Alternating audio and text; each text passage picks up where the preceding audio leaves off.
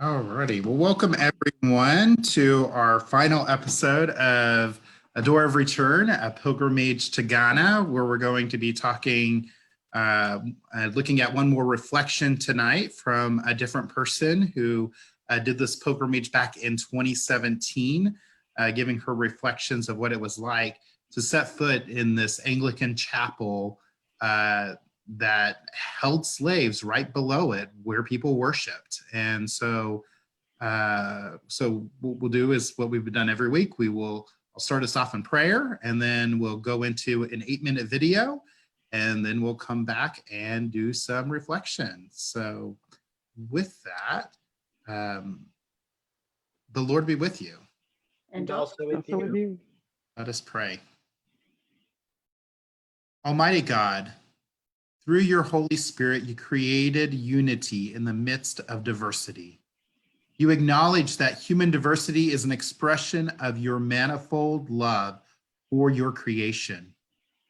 We confess that in our brokenness, as human beings, we turn diversity into a source of alienation, injustice, oppression, and wounding. Empower us to recognize and celebrate differences as your great gift to the human family.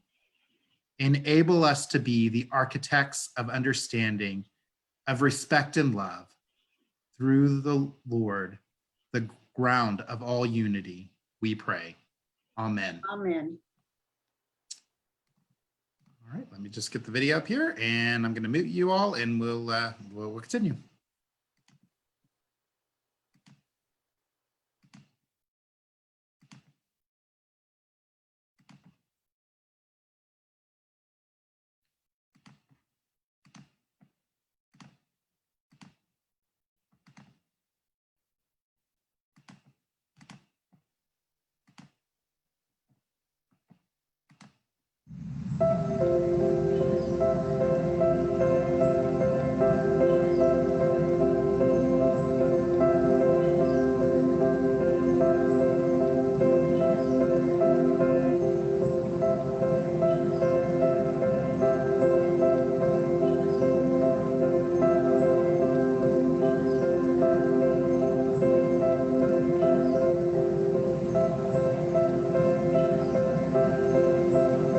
One of the members of our group said this was the African Holocaust, wasn't it? And I realized, like, it was. It helps me to understand why race is so hard for us to work with in America. It's because there's still so much we have not talked about. The trauma, the strength that it took to survive it, the evil that preceded even boarding a ship. And that to me feels like the true foundation for the work we have to do.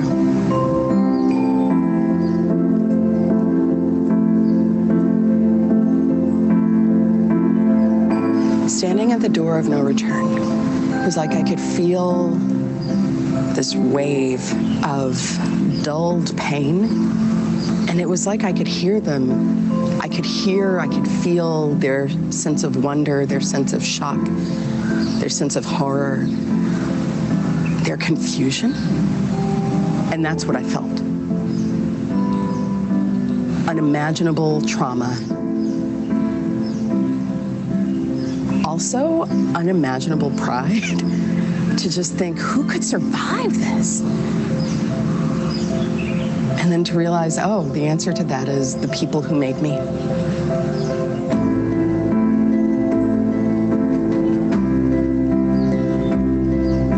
I knew as I was getting ready that this would be a trip with a lot of layers for me.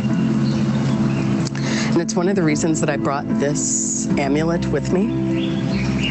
This belonged to my granny, my father's mother. It was Catherine Jones. As far as we know, her mother was an enslaved person. When she died, I dug through her jewelry box and I got this amulet. And it's always been a source of power and connection for me to my ancestors. To walk to the Atlantic and to dip this amulet into the waters was kind of like baptism. It was like being born again. Like all of the narratives that I've heard and struggled with as an African American, the years growing up in a small town in Kentucky, sometimes wishing that I could be anything but black. When I put this amulet into those waters and just bathed it, it was like I was washing off all of that. And I'm not going to say that I will go back to America, as someone with zero hangups. But in this moment, still standing here in Ghana, already I feel more integrated. And it feels like now I want to be a part of helping even more people to have that internal reconciliation.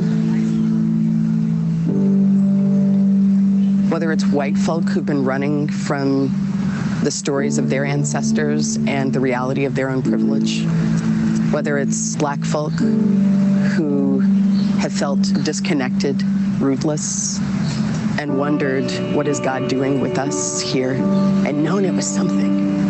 I feel like now I have a clear sense of what that something is, and I want other people to know that too. America kind of makes a compact, I think, with cultures as they come. And the compact is leave behind what you were. You were Irish before, now you're American. You were Italian, now you're American.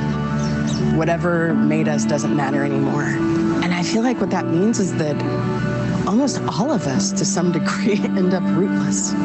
We end up alienated from our own stories. So I feel like part of what's happened for me on this reconciliation pilgrimage is coming to know my own story, to integrate that internally, and then to issue this really honest invitation to other people. Please go find whatever way you need so that you can be integrated too.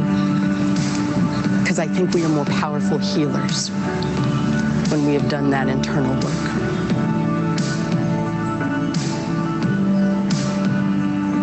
What I know is that reconciliation is truly at the heart of the Jesus movement. I didn't know all that we had gone through, the extraordinary trauma that, of course, travels through the blood. I walk around still with that trauma, and now I see the source of it. We cannot talk about reconciliation until we have told the truth, the stories that we have heard here. And it feels like all of us are now standing on a foundation where whatever work we do for reconciliation is going to be real and not just talk.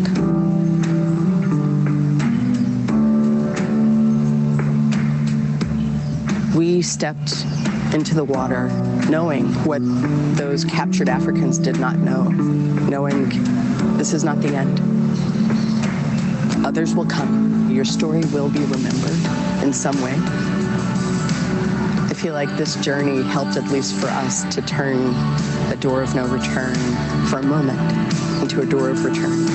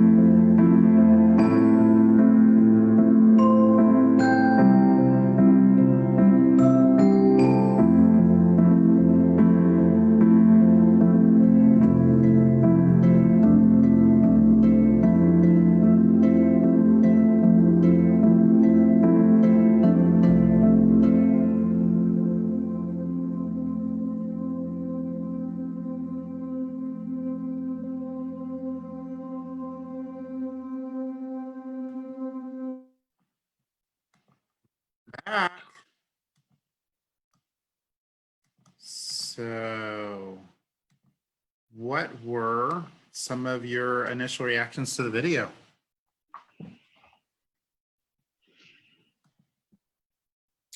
This one for me was the most easy to relate to, or the most accessible. And I don't know if it's because this was a woman. It just, I mean, the others had good points, but this one I think was for me the most moving.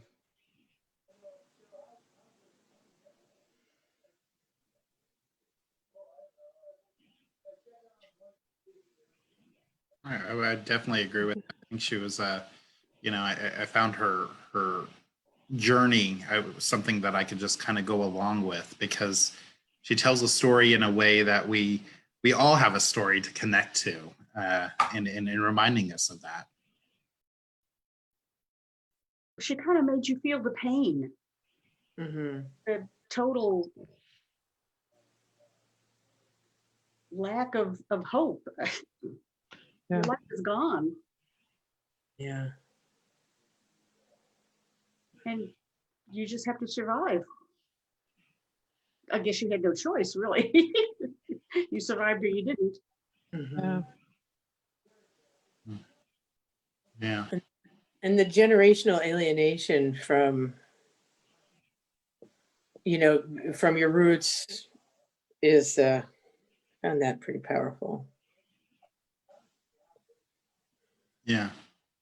Yeah. It is the American thing is the melting pot where you give up who you are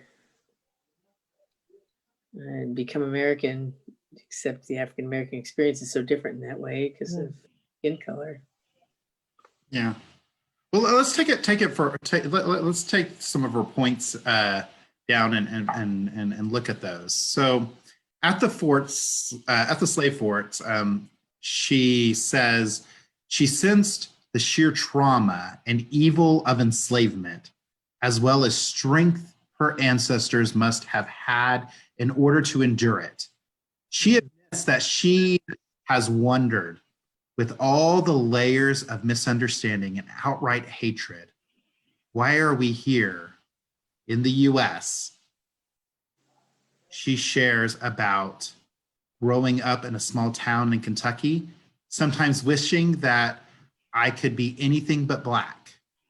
She also describes an amulet of her grandmother's, whose mother had likely been enslaved, and how bringing it to the ocean waters by the slave fort became a chance to wash off all of that and become more integrated. And she said, for me and to myself. So what residue from history of enslavement and racism are you aware of within yourself, whatever your background is in relation to this history? Have you ever wished you could be something different from what you are? What helped you claim and affirm that your identity? And do you have ancestors and perhaps an object connected to them that gives you strength and grounding?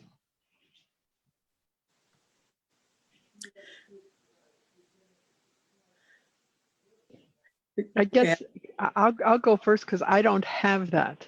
I have both sets of grandparents from my parents were all from Germany, and they all came over right before. I don't know, but my grandfather and my grandmother were born in Germany, but they came over here as little kids. All of them did, and when they came over here, I guess their parents just wanted them to be American. So they spoke German to each other, but then they would only do English. So I have nothing from anybody.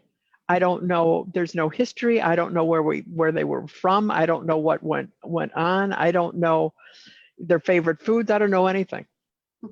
And so that, to me, that's been a big hole and something that I think is missing. But it's hard to track it down. I'm trying to do the 23 and 3, and we're trying to connect and see what else we can find. But I mean, mine's empty. Hmm. Sarah, you were going to say something? Oh, well, I was just thinking about connection to, I think, I mean, my own heritage from my father's side is more recently immigrated from Sweden. And so my father made us read Ole Rolvag's Giants in the Earth. There's a whole trilogy. It's great.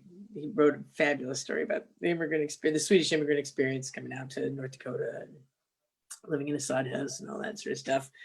It was my grandmother's parents who came from Sweden. My grandmother was very unsentimental about it. She was, she was very funny about it. She was the youngest of 11. So, that's a big generational difference. She was the same age as her nieces and nephews. And she'd say, she barely even knew her sibling's name. Oh, there was Cora and Rupert, and I think they called him Rupert. Maybe, I don't know. There was another Cora. He married a Cora. I could never get all the Coras straight. But when on my mother's side of the family, there's much more. I actually showed this to Kathy Heller once, and then I never really followed up on it. My uncle did a bunch of genealogy, but I'm pretty sure that Josiah Orne of Salem, Massachusetts, who is a ship captain, was probably in the slave trade.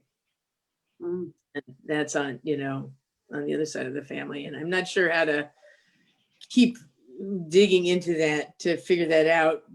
I didn't really spend enough time, but I'm sure there's a way to do it. He would be, Kathy's she's a researcher by trade.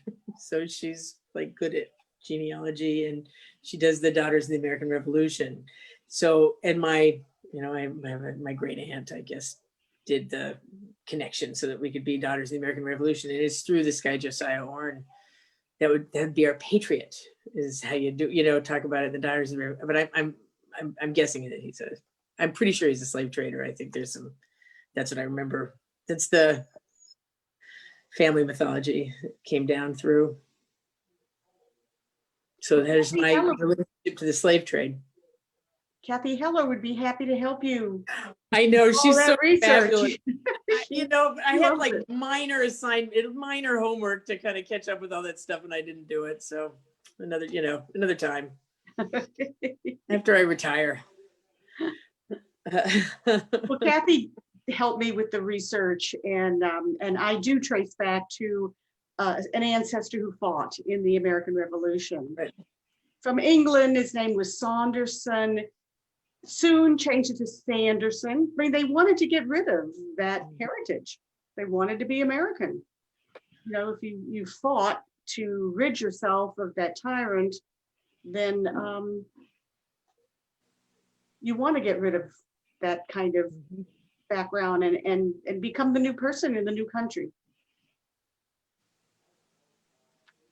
But I can see where the poor African Americans didn't have that choice. They did not come here by choice. Right. Yeah, my grandparents immigrated from Armenia to avoid the genocide. So I can go back to their generation, and I suppose I could find my relatives in Armenia, but that would be pretty challenging because I know I was very close to my mom's mother, and she was the only one of her family that was elected to go. I don't know how that played out, but she must have showed promise or had advanced schooling or something. And they just refused to talk about it. So it was just too, I with some degree of certainty, I'm sure she lost her entire family. Mm. So, I mean, probably on both sides. I really don't know. I mean, I have up in the attic, I have a pretty extensive history, but it only goes back 2 or 3 generations. So. Right.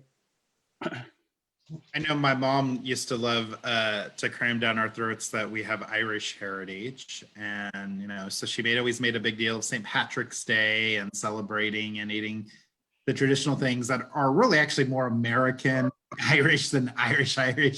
But, she always loved to really do that. And I remember she went on a trip all by herself to Ireland, and when she came back, she made sure that I had an Irish kilt. I did kilts in Ireland just as well as Scotland. The two are very closely linked in many aspects, and so I have this kilt to wear. So that's my, I guess, my heirloom. But you know, but you know, when I think about Irish heritage and what I know about it, I mean, the Irish were treated very poorly when they were immigrating during the potato famine, and there's just, you know, they weren't welcome in a lot of communities, and so they were treated very second class as well. And you know, it's also interesting in our own white history when I think about it. You know, when you're thinking about German, you know, and actually back in history, there were more Germanic people here in the colonies than there were English people, and there was that vote, was English or German going to be the official language? And yet the aristocrats of the society got the vote and decided English is going to be the official language. And so we attribute a lot of our heritage to England, but there were more Germans here than there were English people on the colonial soil. And people don't sometimes realize that in history. My grandfather came over as a kid, but he fought in World War I. So this was when they came over. I don't know what was going on there, why they left, why they came. Like I said, I don't know anything. And to me, that's a sad thing. Your grandfather was lucky because Germany was in chaos after World War I. Right. Yep, no, but he came over here as a kid, and then he fought, and as he grew up, he fought. Did he fought fight in the World United War I. States? He fought in France. Oh, okay. I misunderstood. So when I saw the movie, what is it, 1917, whatever it was, and that to me that explains so much to me about who my grandfather was, how he behaved and everything. Because I mean, he was a quiet man. You could tell that there was something really bugging him, and I think that's what he experienced in France. Yeah. So I'm gonna move us to this next kind of reflection. Shifting from her own internal reconciliation and integration process, Speller's issues an invitation.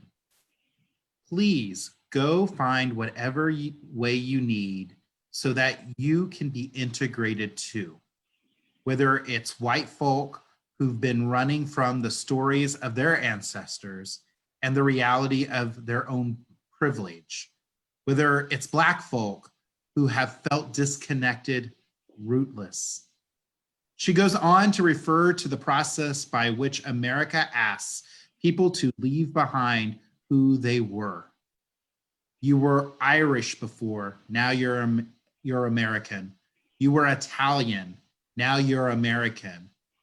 That means almost all of us, to some degree, end up rootless, alienated from our own stories. I think we are more powerful healers when we have done that internal work. And so with that, in what ways do you feel rootless or rooted? In what ways are you perhaps alienated from your own stories, your root cultures, ethnicities, and identities?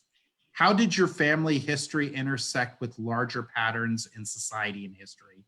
And what do you see as the value of doing healing work in separate racial groups or affinity circles?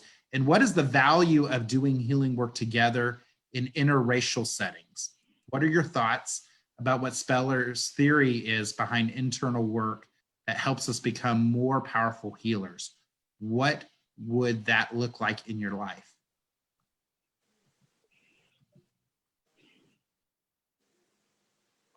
Well, I would say for me growing up, the focus of the Armenian community is the church. And I was raised as an American Armenian. A lot of people I knew were raised as Armenian Americans. And so I guess to cut to the chase, it's always been a part of my identity. I'm not as integrated as some of the people that are very culturally attuned to what it means to be Armenian. Yeah, I could do more reconciliation. Honestly, I have no desire whatsoever to go to Armenia, none. So that just seems like an off-putting place, but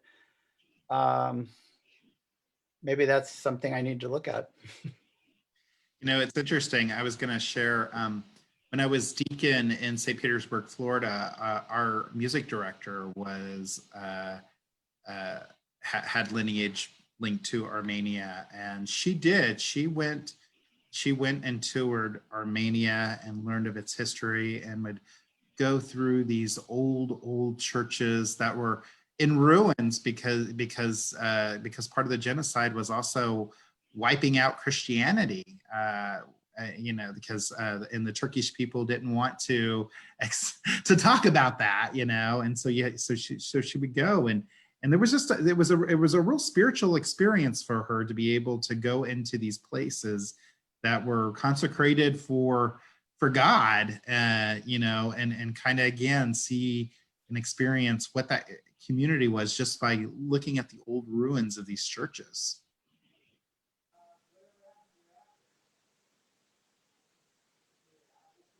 I have a question on the movie that we saw, the video that we watched earlier. There was a church and they were holding them in the basement. How did that happen? Well, it was a thing of the times during the transatlantic slave trade. The church didn't do enough to speak out, and the church accepted status quo, and so the churches would also be a part of forts, and so you had to attend to your white Anglo British people. So the Anglican chapel would be right there in the midst of the fort, and then below the fort was the chambers, and it's called the door of return because they would be put there until they were loaded up on the ship, never to return again. They would have, and that's one thing that Michael Curry talked about in his very first video, the fact that people would be having communion while these slaves were down below chained, and it was acceptable. And that's And they didn't know what was happening to them, nor could they speak the language. Or I mean, that's just, the whole thing is just, I mean, it's so bizarre to us now. Why wasn't it bizarre then? I don't get that. Well, you know, there are debates in Christian history and during those times that we would not find acceptable today at all. But there were debates among the clergy, whether indigenous people and slaves, do they even have souls? They would say it. They would ask those questions in the church, you know, and that's part of the reconciliation, acknowledging that the church has a past and it's not a good one. And that we have to come to our own understanding that as a church we have sinned. Right. And so Georgetown was built by slaves, and Georgetown University is owned by the Catholic Church. So they've done some, you know, welcoming back of the children of, you know, the descendants of the people who built the church, you know, built the school, come back and go to school there, inviting them to go to school there. And we, you know, we built our church on somebody else's land. We built our church on Ohlone land. And, you know, the Ohlone are dirt poor. They never, you know, they had their land stolen from them. Landowners in California are sitting on gold mines, but the Ohlone don't, you know, they're poor people. So there is some, you know, I don't know enough about it, but I've often thought that as a church, I would love us to address it liturgically, you know, that we are on stolen land, and we benefit from that. Well, it's interesting you say that. I would like to tell you, I don't have all the details yet, but this year on Zoom, there will be a liturgical experience offered. The Diocese of California, as leading up to Diocesan Convention in October. It will be on October 8th And October 15th, on a Thursday night, there will be 2 services that will be done. One will be led by Indigenous people, and the other one will be led by African Americans. And Mm. we'll lead a liturgy of healing and reconciliation. And I'm hoping to be able to, if nothing gets in the way, depending on the time, because we have other things at the church, I'm hoping to be able to live stream that on Facebook for our church if time allows. So You- I just wanted to say a couple of things about Judy's question. The slave trade was incredibly profitable. So probably the people involved were blinded by their greed. Yeah. But I think the other thing, and this is where there is some hope in the Episcopal Church, there were no women in the clergy. So there wasn't it was pure, I mean, I'm not trying to be sexist, but there was no Right. feminine point of view to say this is no mothering of these people, I guess, for lack of a better word. And I mean, it's inexplicable in a way, but there probably are reasons. I think people probably got blinded by the amount of money that was changing hands. So Yeah. I mean, we have a few. We didn't, really embrace. I mean, we do have remnants of a few minority ordained male people, and the closest thing we had to ordination, which was not considered ordination at the time, was you did have a few female deaconesses running around, and those deaconesses, but deaconess wasn't a deacon, so they weren't ordained. Except the church then decided it made an error in the 1970s and decided they were all ordained after that. And there were minority women amongst that group as well that were working with their people to do work. Like there's one deaconess that was I know of in Georgia, and she opened a school for colored children, and she was an African American herself, and doing that work, and how much she had to really plead with the diocese and everything to try to help fund this initiative. So there are, but they, it was hard because the voices weren't powerful enough to get past the male patriarchy of the church.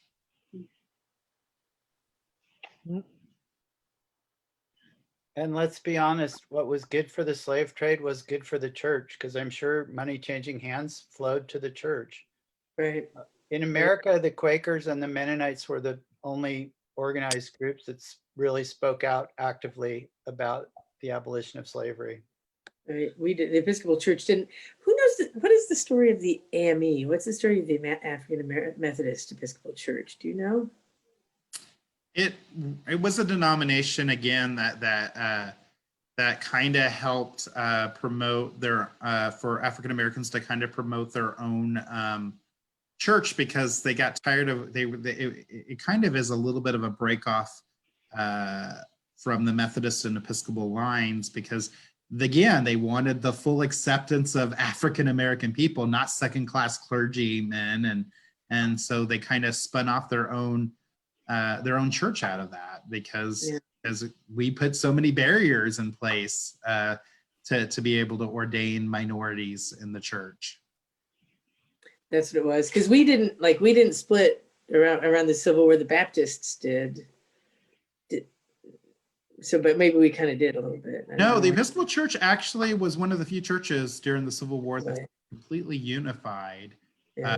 We didn't split. Now there were other divisions that happened, but it was not over the Civil War.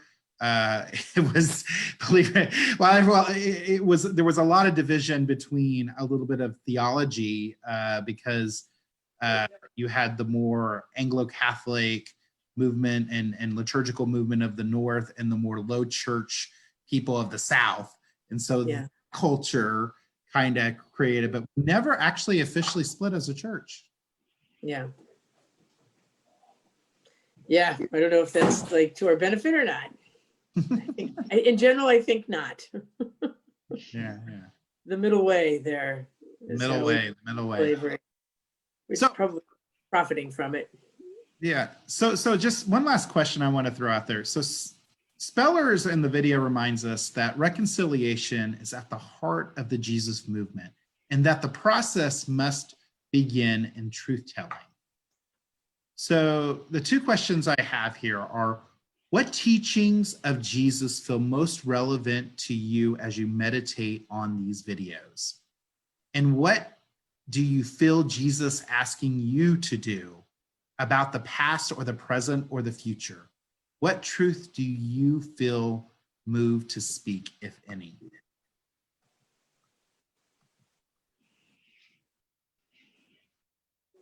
Well, Jesus always said, love one another. Not only love those people who look like you. Right. It's a very universal truth. Just love everybody.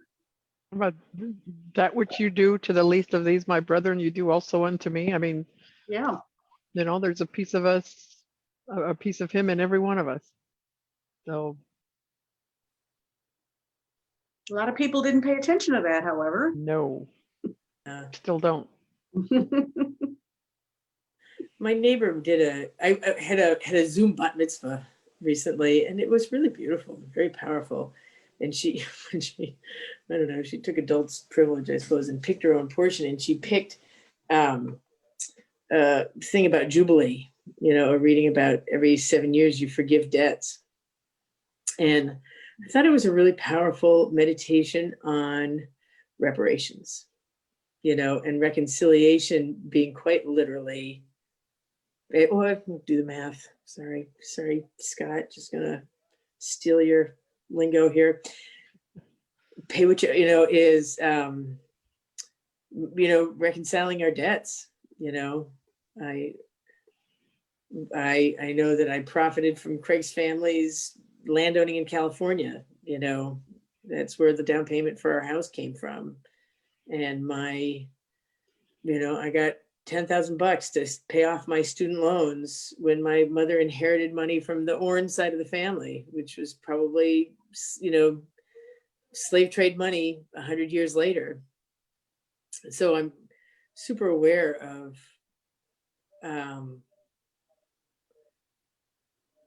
you know, the privilege that I have on the backs of the, you know, the racist, genocidal history of my country.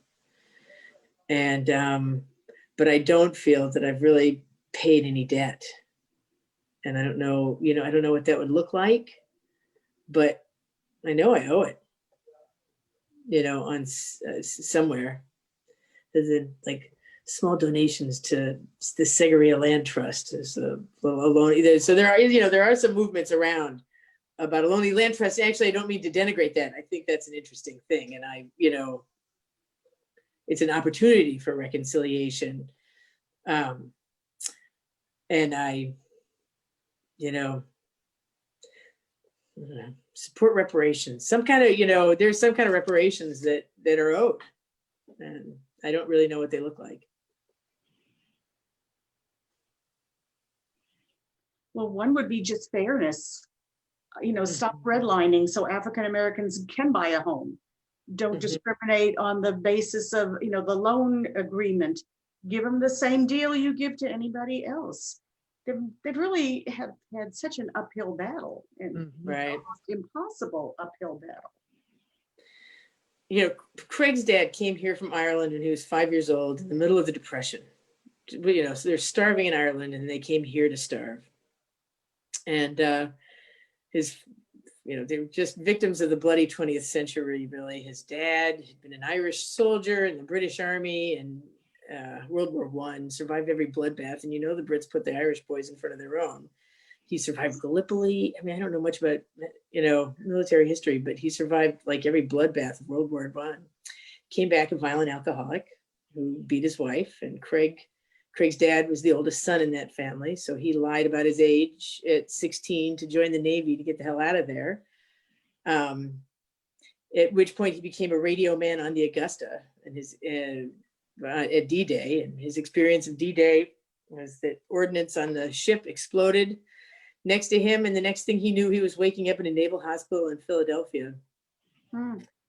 And, you know, he really came back damaged,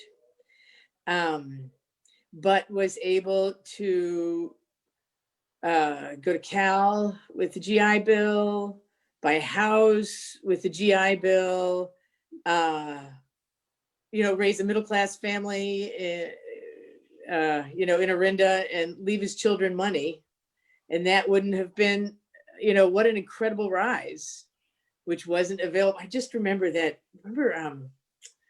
there's a Pam Price's, there's somebody Price who went to St. Augustine. Her mother revealed to me for the first time, it just never occurred to me that all these Black GIs came back from World War II and they had a GI Bill. They could go to school, but there weren't enough places in schools that accepted Black people.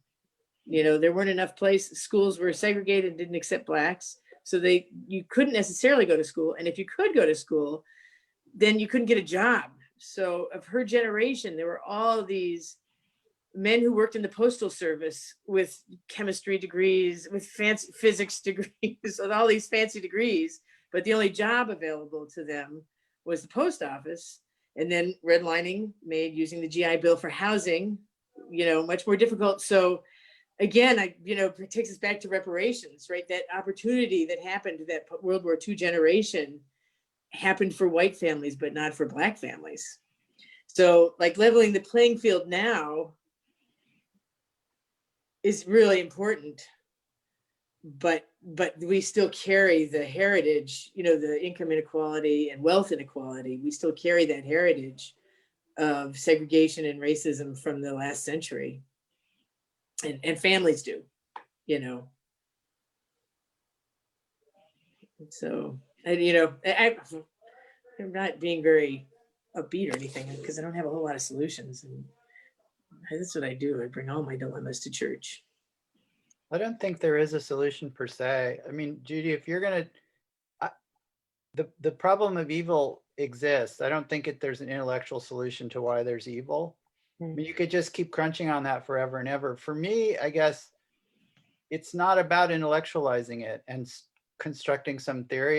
It's an internal heartfelt experience. And that means just trying to put myself in the place, I guess, of another person and to be with the discomfort and, you know, learn to be sensitive to what that feels like. I don't want to burst anyone's bubble, but we're not going to solve this intellectually. It's Right. It's not that kind of a problem, I guess. But I think doing some math, like Georgetown did, or, you know, and the church, the Episcopal Church is starting to do, of saying, you know, we have this money, let's divide it differently, is a pretty powerful reconciliation. And it kind of jives with the Jubilee teaching of the Old Testament, which is there's an imbalance. You know, how do we correct it? You know, and this reparation, I think reparations movement growing from the church is so powerful. I don't think the church has the best record of extending equality to non-minorities. Last week, Fran Toy joined us, and my takeaway from her was we got to quit talking and start doing things. So yeah, like Fran. Maybe I don't know enough about reparations. Me neither. I would say for me personally, it's just getting out of my comfort zone and being in a place where I'm going to encounter minorities that I wouldn't normally encounter, because that's not the way my world is configured, you know? So There are things I think that we can do, you know. For example, there was an article that came out a week ago that the Diocese of Maryland is committing $1 million to reparations. I gave you a list, Stephen, of Black-owned businesses that we could support when we want to buy things like cleaning supplies and just go through regular Office Depot and Walmart or whatever, you know. So I think there are things that we can do, Yeah. change the system and things. Yeah. I'd like that list.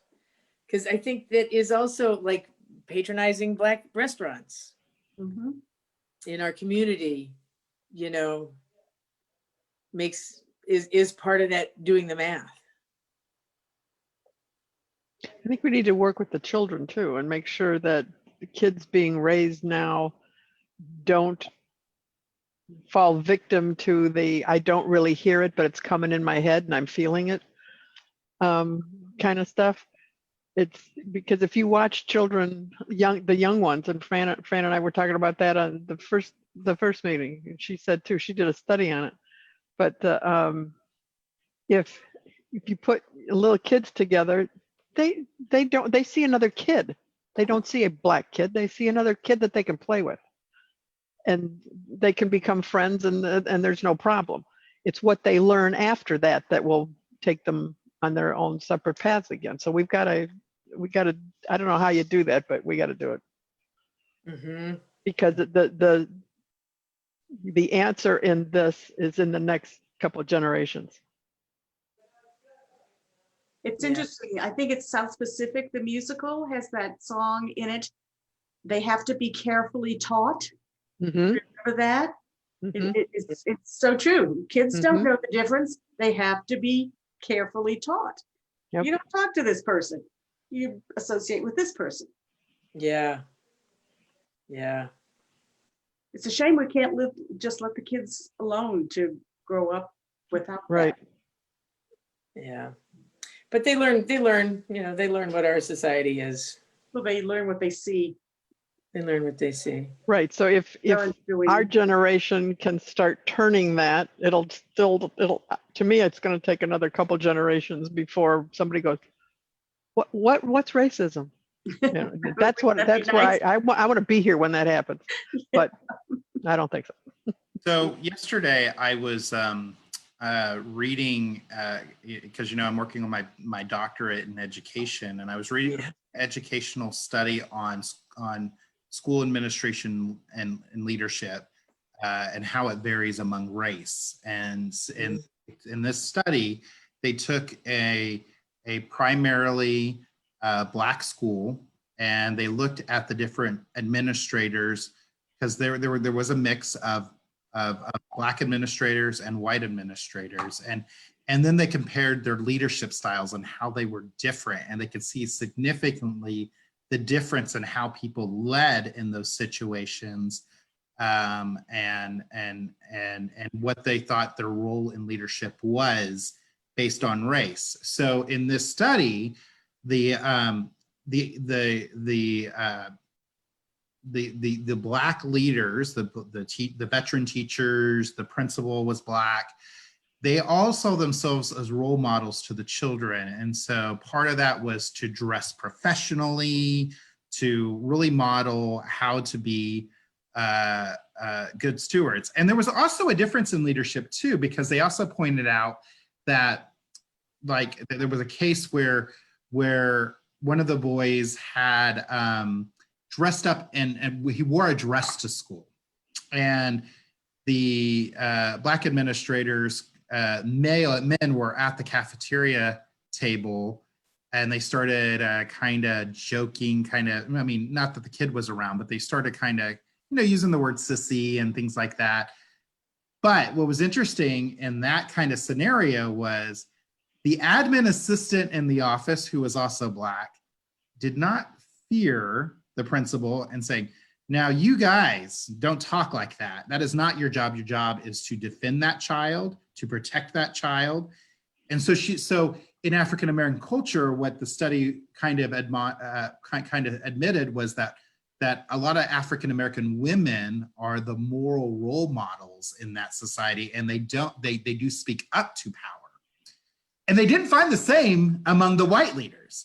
White women would be subservient to men, even if they were in a higher position than the man. And their leadership role that they found was more just kind of status quo. Well, we give them an opportunity. It is their personal responsibility to move forward, and they put a lot more on personal responsibility rather than looking at the culture. And they also pointed out that the upper administration, like the superintendent's office, was all white, and they didn't particularly take interest in the school itself. They become, and when they come, then of course the principal is making announcements, be sure you're dressing professionally, we got all hands on deck kind of thing, you know, kind of almost like this tension. We got to look good for the administration, but the administration only came to really only came for ceremonies, and they came if they had to deal with a disciplinary issue. Other than that, they never gave attention to the school at all. And so, but which is not the case. It didn't talk so much what it was like in comparison to a primarily white school, but that was one thing that they built around the case study of this one particular school. So I just think it was interesting to point out those differences. Yeah. It is. I have to go. I have a 7 o'clock Okay. Zoom. So thank you all. It's been Thank you, really Bonnie. interesting. Bye-bye. Everybody. So, anything else you wanna you're thinking about before we wrap this up? I was thinking about, so when I was like kindergarten, first and second grade, my dad worked at a Job Corps in Clinton, Iowa. So it was an all white town, and the Job Corps had Black kids in it. And it was a hard place to be, you know. The community really they did not like the Job Corps there. They wanted it out. It was a Nixon campaign promise, actually, to close the Job Corps, which he did when he won in '68. And so we moved in 1969. But living in that town at the Job Corps meant that we went to the local elementary school, but we never went to nobody ever invited us to their house. Nobody ever invited us to their birthday party. I remember that we tried to go to a brownie meet, we tried to join a brownie troop, and that did not happen because we were pariahs, because we were part of, bringing Blackness to a town that didn't want it. And then they had a victory in '68, and the Job Corps went away. And I was thinking, there's various times, whatever, then I lived on a res when I was a kid. So I lived in the shadow of racism as a child, but we all live in the shadow of racism all the time. And it's still all around us, as you talk about, you bring that study about schools and race in schools. It's still really hard to dig up and dig out how different schools are treated by the administration, and how leadership is graded and qualified. And it's interesting. It's a good study, actually. That was an interesting thing. Well, I'm gonna just throw out some things that I think that you can look forward to coming up and engaging more down the road in this conversation. So our next actual conversation about this very topic will be on Saturday, October 24th. It is a book discussion on the book Between You and Me. It is a New York Times bestseller. Came out a few years ago. And it is a story of a father writing to his son about how life is growing up as a Black man. And it's a powerful narrative because you get to see through the eyes of what it's like growing up in the Black community as a Black person, and that's his narrative. And so Sarah Jones will be leading that discussion. So I hope you'll be willing to give up a little bit of your Saturday that morning to be a part of it. This Sunday, you will get a chance. I don't know exactly what he has to say, but the presiding bishop, Michael Curry, will be addressing the Diocese of California, and he'll either be in our worship lounge or he will be actually the part of our sermon on Sunday. But so keep in tune that we will be listening to the presiding bishop one way or another this Sunday. And outside of this particular topic, we will be continuing next week, but our theme changes, and we will be going to a study on the book of Genesis with the Reverend Dr. John Cater. And that will be on Thursday nights at 6 p.m. to 7 p.m. So right before choir practice for you, Sarah. Right. So if you want, you can sneak in and sneak out a little early if you need to. But I hope you'll take advantage of those offerings. And with that, I want to thank you so much for being open and being vulnerable and being willing to discuss some really tough topics here, and continue the work of growth, because this is all a journey we're all on together. And so with that, Can I just say once again, John, you step up all over the frickin' place. So I just want to thank, I am so impressed and grateful for you for stepping up leadership roles in the church, making our whole frickin' pandemic experience work. I mean, I practically like cried last Sunday trying to get a background of my school. Like, one more tech challenge, I can't handle it. And whereas you have stepped up and stepped up and stepped up and stepped up in the diocese, in our community, I just want to. He's a stepper. My jaw is hanging open in awe. I am stunned. well, thank you. Thank you. I wanted to thank you too, John, for taking this on. I know adult ed is kind of one of your buckets, but you do it with a lot of enthusiasm. Yeah. You don't do it grudgingly. Thank you.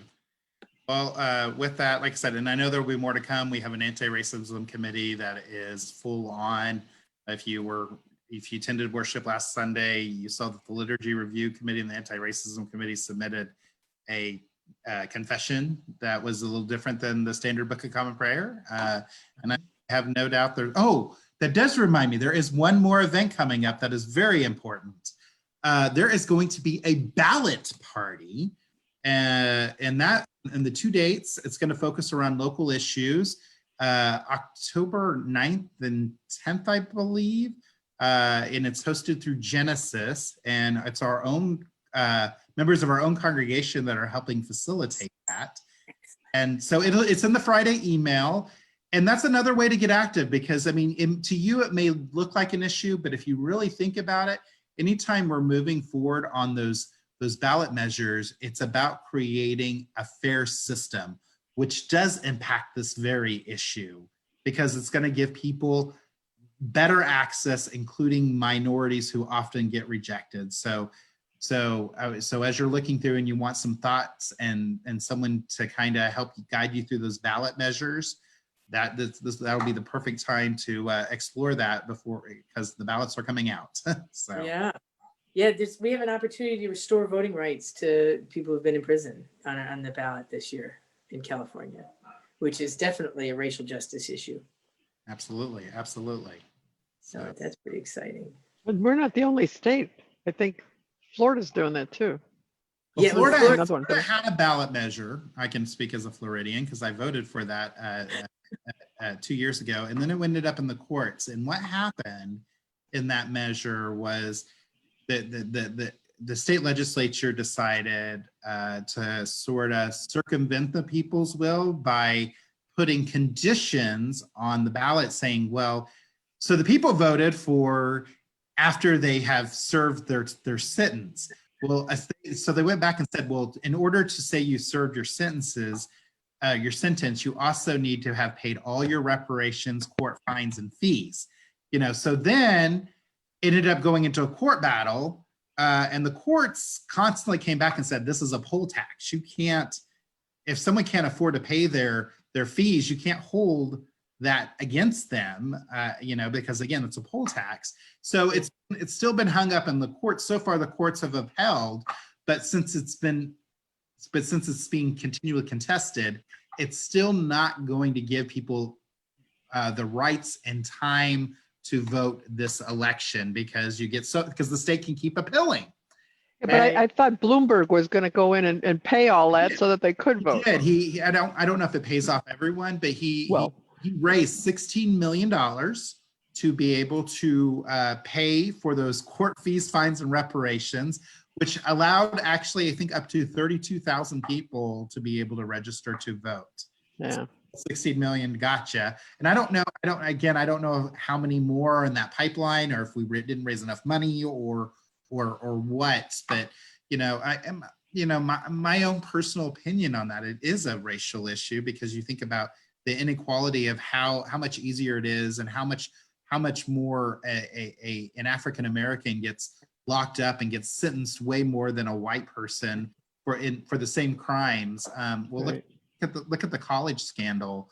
Lori Loughlin got a couple of months and with her daughter, and big mega star celebrity, and yet that one African American woman, I forget what her name is, but she used the false address to get her elementary school kid into a better school, and she got years in prison for that.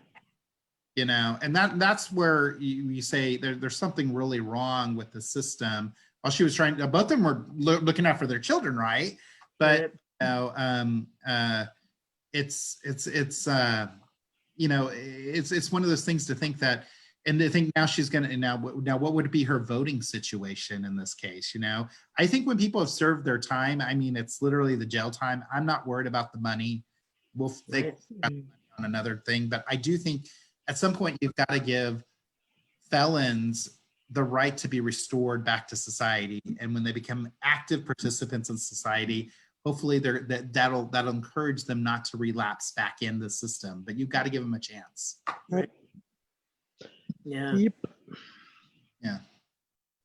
So with that, I just want to say, go in peace to love and serve the Lord. Thanks be to God. Thank you. Bye-bye. Thank you guys. Bye.